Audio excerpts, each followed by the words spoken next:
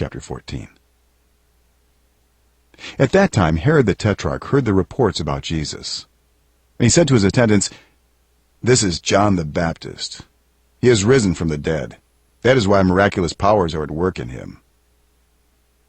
Now Herod had arrested John and bound him and put him in prison because of Herodias, his brother Philip's wife. For John had been saying to him, "It is not lawful for you to have her." Herod wanted to kill John, but he was afraid of the people because they considered John a prophet. On Herod's birthday, the daughter of Herodias danced for the guests and pleased Herod so much that he promised with an oath to give her whatever she asked. Prompted by her mother, she said, "Give me here on a platter the head of John the Baptist." The king was distressed, but because of his oaths and his dinner guests, he ordered that her request be granted and had John beheaded in the prison. His head was brought in on a platter and given to the girl who carried it to her mother. John's disciples came and took his body and buried it. Then they went and told Jesus. When Jesus heard what had happened, he withdrew by boat privately to a solitary place. Hearing of this, the crowds followed him on foot from the towns. When Jesus landed and saw a large crowd, he had compassion on them and healed their sick. As evening approached, the disciples came to him and said, "This is a remote place, and it's already getting late. Send the crowds away, so they can go to the villages and buy themselves some food."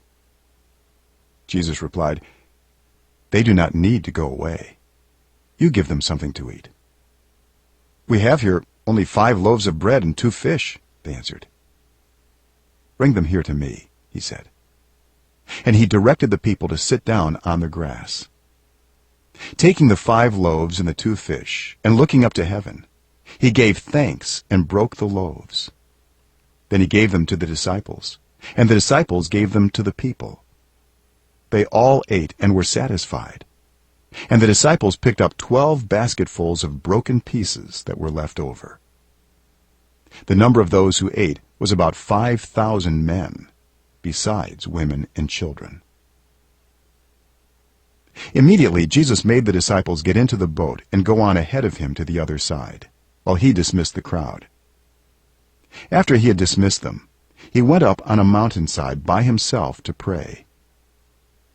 Later that night, he was there alone, and the boat was already a considerable distance from land, buffeted by the waves because the wind was against it.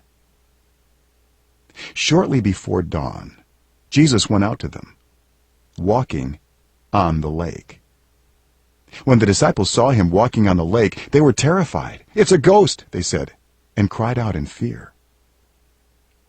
But Jesus immediately said to them, "Take courage. It is I. Don't be afraid." "Lord, if it's you," Peter replied, "tell me to come to you on the water." "Come," he said. Then Peter got down out of the boat, walked on the water, and came toward Jesus. But when he saw the wind, he was afraid, and beginning to sink, cried out, "Lord, save me!"